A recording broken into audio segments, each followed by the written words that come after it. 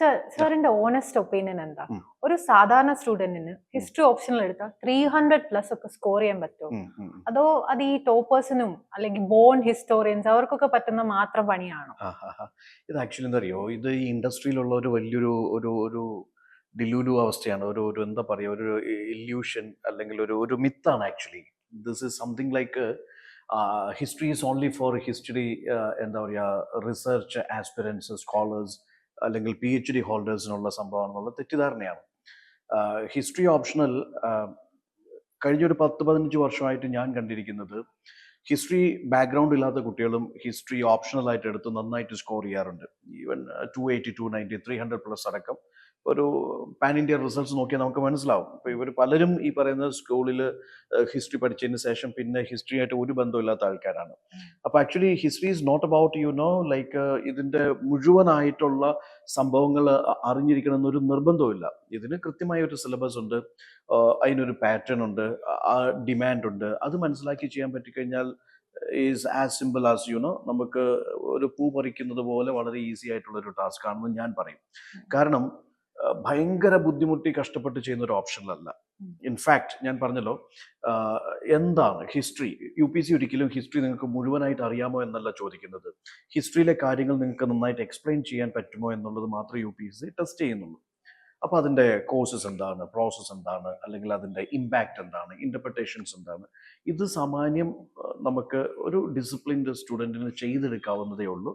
അപ്പോൾ അങ്ങനെ പിന്നെ ഞാൻ പറഞ്ഞല്ലോ, ഇത് ഒരു പരിശീലനമാണ്, ഇതൊരു സ്കിൽ ഡെവലപ്മെൻ്റ് ആണ്. ഈ സ്കിൽ ഡെവലപ്മെൻ്റ് എന്ന് പറയുന്നത് പഠിച്ചും പരിശീലിച്ചും നേടിയെടുക്കാൻ പറ്റുന്നതേ ഉള്ളൂ. ഇറ്റ്സ് നോട്ട് ലൈക്ക് നിങ്ങളൊരു ബോൺ ഹിസ്റ്റോറിയൻ ആവണം, അല്ലെങ്കിൽ നിങ്ങൾ ഹൈ എന്താ പറയുക, ആൽബർട്ട് ഐൻസ്റ്റീൻ കൈൻഡ് ഓഫ് ആവണം, ഒരു നിർബന്ധവുമില്ല.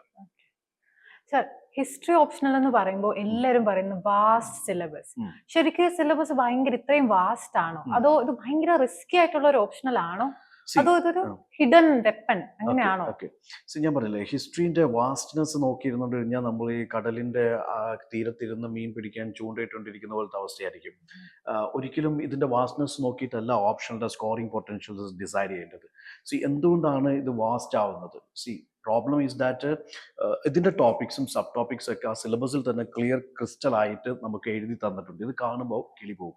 Actually the reality is like വളരെ സ്ട്രക്ചർഡ് ആയിട്ട് ഡിസിപ്ലിൻഡ് ആയിട്ട് ഒരു പാറ്റേൺ മനസ്സിലാക്കി ഈ സിലബസിനെ സമീപിച്ചു കഴിഞ്ഞാൽ നമുക്ക് മനസ്സിലാവും ഇതെല്ലാം ടൈം ബേസ്ഡ് ആണ്, തീം ബേസ്ഡ് ആണ്, അല്ലെങ്കിൽ ഇതിന് കൃത്യമായിട്ടുള്ളൊരു എന്താ പറയുക, ഒരു പാറ്റേൺ ഉണ്ട്. ചോദിക്കുന്ന ക്വസ്റ്റ്യൻസ് നിങ്ങൾ പേപ്പർ 1 എടുക്കൂ, പേപ്പർ 2 എടുക്കൂ, കുറേ തീംസ് ഉണ്ട്, അല്ലെങ്കിൽ നമ്മൾ സ്ഥിരമായിട്ട് എക്സാമിന് ചോദിക്കുന്ന കുറേ കണ്ടന്റ് ഉണ്ട്.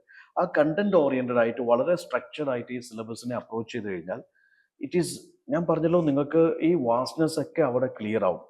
I mean each and everything പഠിക്കണം എന്ന് ഒരു നിർബന്ധമില്ല. പക്ഷെ എക്സാമിന് വേണ്ട കാര്യങ്ങൾ വളരെ ഡിസിപ്ലിൻഡ് ആയിട്ട്, സ്ട്രക്ചർഡ് ആയിട്ട്, അല്ലെങ്കിൽ എന്ത് പാറ്റേൺ ആണോ UPSC ഡിമാൻഡ് ചെയ്യുന്നത് ആ പാറ്റേണിൽ നിങ്ങൾ ഡീകോഡ് എടുത്തെടുത്തു കഴിഞ്ഞാൽ, പഠിച്ചെടുത്തു കഴിഞ്ഞാൽ വളരെ സിമ്പിളാണ്.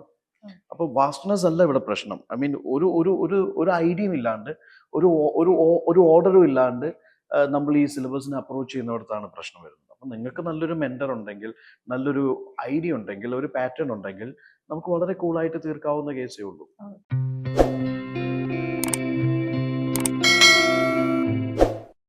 സർ, ഇപ്പോ സ്റ്റാർട്ടിംഗ് പോയിന്റ് 0 ആണ്, ഹിസ്റ്ററിയെ പറ്റി ഒരു കാര്യം അറിയില്ല.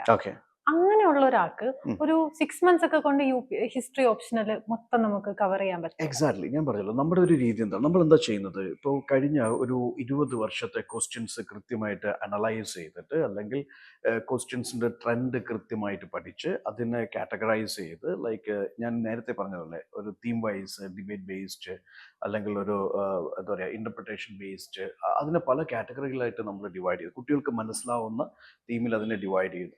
എന്നിട്ട് നമുക്ക് ശരിക്കും UPSC എന്താണ് ഡിമാൻഡ് ചെയ്യുന്നത് എന്ന് കൃത്യമായിട്ട് നമുക്ക് പ്ലേസ് ചെയ്യാൻ പറ്റുന്നുണ്ടെങ്കിൽ, പിച്ച് ചെയ്യാൻ പറ്റുന്നുണ്ടെങ്കിൽ, ഐം ടെല്ലിങ് യു ദാറ്റ് നമുക്ക് കൂളായിട്ട് ഈ 6 മാസം കൊണ്ട് തീർക്കാവുന്നതേ ഉള്ളൂ. ഇപ്പോൾ പേപ്പർ 1 എന്ന് പറയുന്നത് ഒരു സിലബസ് ഉണ്ട്. ആ സിലബസ് പഠിക്കേണ്ട രീതി എക്സാം സെൻട്രിക് ആയിട്ടുള്ള ഒരു രീതിയിലായിരിക്കണം. പേപ്പർ 2 ആയിക്കോട്ടെ, അതിനും കൃത്യമായ ഒരു സിലബസ് ഉണ്ട്, എക്സാം സെൻട്രിക് ആയിരിക്കണം. അങ്ങനെ വരുമ്പോൾ ഈവൻ ഈ സ്കൂളിൽ പഠിച്ചതിന് ശേഷം ബ്രേക്ക് എടുത്ത്, അല്ലെങ്കിൽ ഹിസ്റ്ററി പിന്നീട് പഠിക്കാത്ത കുട്ടികളെക്കാളും നന്നായിട്ട് നമുക്ക് ചെയ്യാൻ പറ്റും.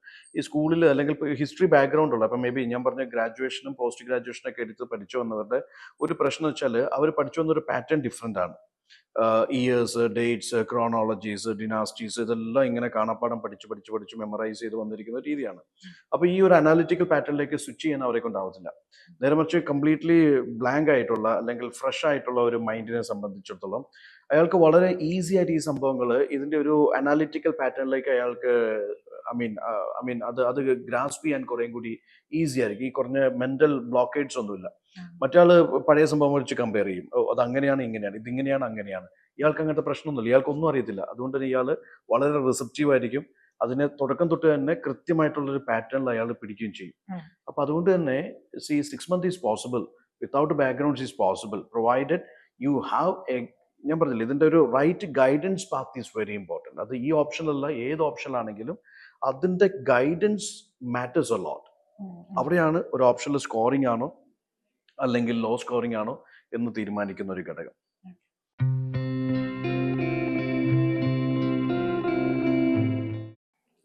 സർ, ഇപ്പോ സോഷ്യോളജി, ജോഗ്രഫി, PSIR അങ്ങനത്തെ പോപ്പുലർ ഓപ്ഷണൽസ് ഉണ്ട്. ഓക്കെ. അപ്പോ അങ്ങനത്തെ ഓപ്ഷണൽസ് ഒക്കെ ഉള്ളപ്പോൾ ഇപ്പൊ സ്റ്റുഡൻസ് കൂടുതലും ഹിസ്റ്ററി ഓപ്ഷണൽ എന്തുകൊണ്ട് ചൂസ് ചെയ്യുന്നു?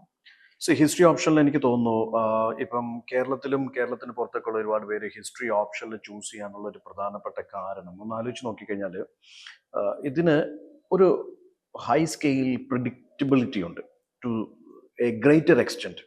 ഇതിന്റെ സോഴ്സസ് മാറുന്നില്ല, റെഫറൻസ് മാറുന്നില്ല, ഹിസ്റ്റോറിയൻസ് മാറുന്നില്ല, അല്ലെങ്കിൽ നരേറ്റീവ്സ് മാറുന്നില്ല, അല്ലെങ്കിൽ ഈ പറയുന്നത് പോലെ എന്താ പറയുക, തീംസ് അത് ആൻഷ്യൻ ഇന്ത്യ ആയിക്കോട്ടെ, മിഡീവൽ ഇന്ത്യ ആയിക്കോട്ടെ, മോഡേൺ ഇന്ത്യ ആയിക്കോട്ടെ, അല്ലെങ്കിൽ വേൾഡ് ഹിസ്റ്ററി ആയിക്കോട്ടെ, കൾച്ചർ ആയിക്കോട്ടെ, സെറ്റ് ചെയ്തിരിക്കുന്ന തീംസ് നിങ്ങൾ നല്ലോണം നല്ല അനാലിറ്റിക്കലി നിങ്ങൾ പഠിച്ചിട്ടുണ്ടെങ്കിൽ അത് നിങ്ങൾക്ക് വലിയൊരു അസറ്റാണ്. അപ്പം ഇവിടെ ക്വസ്റ്റ്യൻസിന്റെ പ്രത്യേകത എന്താ വെച്ചാൽ ചോദിച്ച തീംസിൽ നിന്ന് തന്നെയാണ് പുതിയ ക്വസ്റ്റ്യൻസ് ഫ്രെയിം ചെയ്യുന്നത്. അപ്പോൾ ആ തീംസ് നല്ല രീതിയിൽ കവർ ചെയ്തിട്ടുണ്ടെങ്കിൽ ഈ സിലബസിന്റെ ഒരു സ്റ്റെബിലിറ്റി, അല്ലെങ്കിൽ സോഴ്സസിന്റെ ഒരു സ്റ്റെബിലിറ്റി, അല്ലെങ്കിൽ പഠിക്കേണ്ട കാര്യങ്ങളുടെ ഒരു ദൃഢത, യു സീ ദാറ്റ് മറ്റുള്ള ഓപ്ഷനിലൊന്നും പലപ്പോഴും കാണാൻ പറ്റത്തില്ല. കാരണം അതിനൊക്കെ ഒരു ഡൈനാമിക്സ് ഉണ്ട്.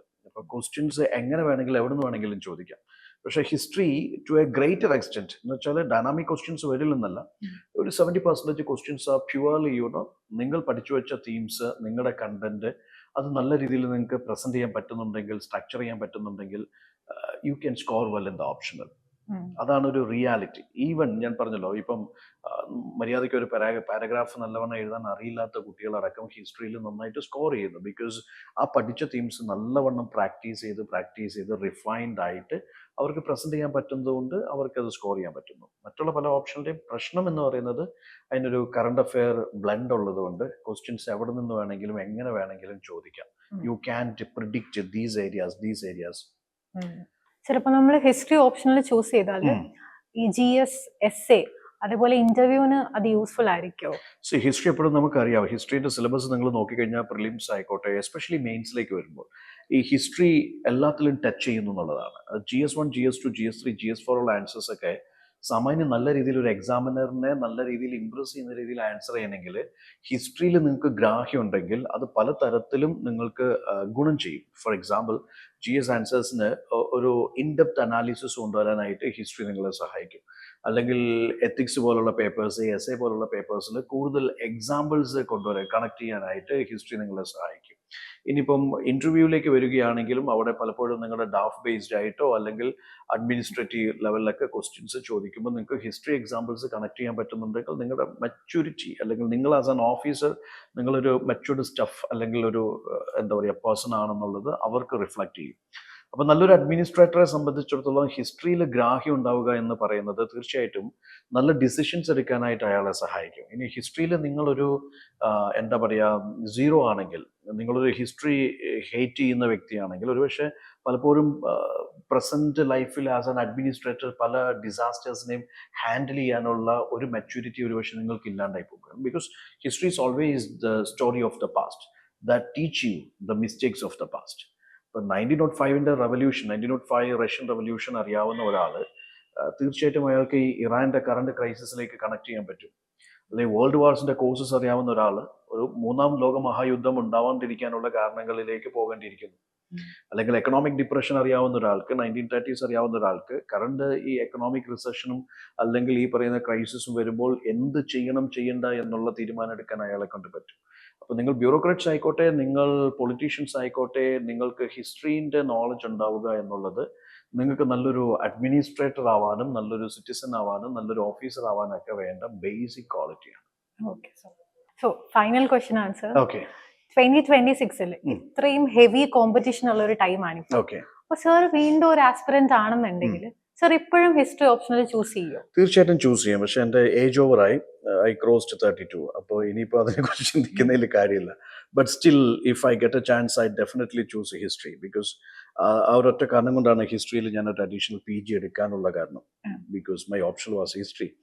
Now coming to history optional, ഞാൻ പറഞ്ഞല്ലോ ഹിസ്റ്ററി ഓപ്ഷണൽ ശരിക്കും വെറും ഒരു ബ്രാഞ്ച് ഓഫ് സയൻസ് അല്ലെങ്കിൽ വെറും ഒരു ഡിസിപ്ലിൻ മാത്രമായിട്ട് ഞാനതിനെ കാണുന്നില്ല.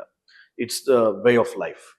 നിങ്ങൾ ബുദ്ധനെ പഠിക്കുമ്പോൾ, മഹാവീരനെ പഠിക്കുമ്പോൾ, ഗാന്ധിനെ പഠിക്കുമ്പോൾ, അല്ലെങ്കിൽ ഈ പറയുന്ന അബ്രഹാം ലിങ്കൺ ആയിക്കോട്ടെ, അല്ലെങ്കിൽ നിങ്ങൾ ലോക ചരിത്രത്തിലൂടെയും ഇന്ത്യൻ ചരിത്രത്തിലൂടെയൊക്കെ കടന്നു പോകുമ്പോൾ നിങ്ങൾ നിങ്ങളുടെ ലൈഫിനെ റിഫൈൻഡ് ആക്കുകയാണ് ചെയ്യുന്നത്. അപ്പം ഒരു വളരെ കാമായിട്ട് പല സിറ്റുവേഷൻസിനെയും, വളരെ എക്സ്പ്ലോസീവ് ആയിട്ടുള്ള സിറ്റുവേഷൻസിനെയൊക്കെ വളരെ കാം ആൻഡ് കമ്പോസ്ഡ് ആയിട്ട് എങ്ങനെ ഫേസ് ചെയ്യണം, അല്ലെങ്കിൽ എങ്ങനെ എത്തിക്കലി നിങ്ങൾ ഡിസിഷൻസ് എടുക്കണം, പ്രാക്ടിക്കൽ ഡിസിഷൻസ് എടുക്കണം എന്ന് നിങ്ങളെ പഠിപ്പിക്കുന്ന വലിയൊരു ഒരു ഒരു ഒരു ഒരു സ്റ്റഡി ഡിസിപ്ലിൻ ആണ് ഈ പറയുന്ന ഹിസ്റ്ററി.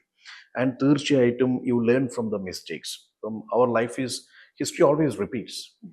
That's a fact. അത് 17-ാം നൂറ്റാണ്ടായിക്കോട്ടെ, 19-ാം നൂറ്റാണ്ടായിക്കോട്ടെ, 20 ആയിക്കോട്ടെ, 21-ാം നൂറ്റാണ്ടായിക്കോട്ടെ, ഇതൊരു റിപ്പീറ്റേറ്റീവ് ബ്രാഞ്ചാണ്. ഇതിൽ സംഭവിക്കുന്നത് തന്നെ സംഭവിച്ചുകൊണ്ടിരിക്കുന്നത്. പക്ഷേ എങ്ങനെ ബെറ്റർ ആക്കാം എന്നുള്ളത് പാസ്റ്റ് പഠിച്ച ഒരാൾക്ക് കുറച്ചും കൂടി ഈസി ആയിരിക്കും. ഇപ്പം there are lots of situations, I would say, when our officers faced the issue of fighting the COVID scenario, or this Kerala flood scenario, or different natural calamities, situations, etc., how to handle that particular situation.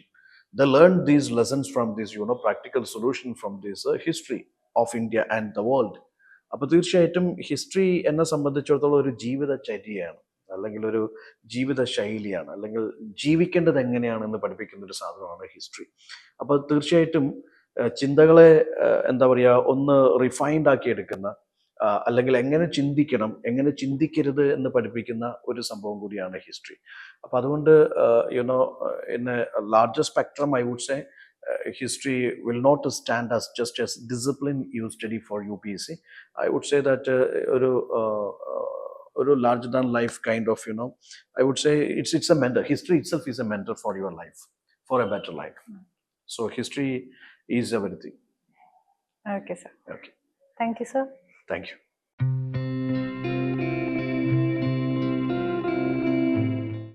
Gallant IAS, chasing your passion to ace.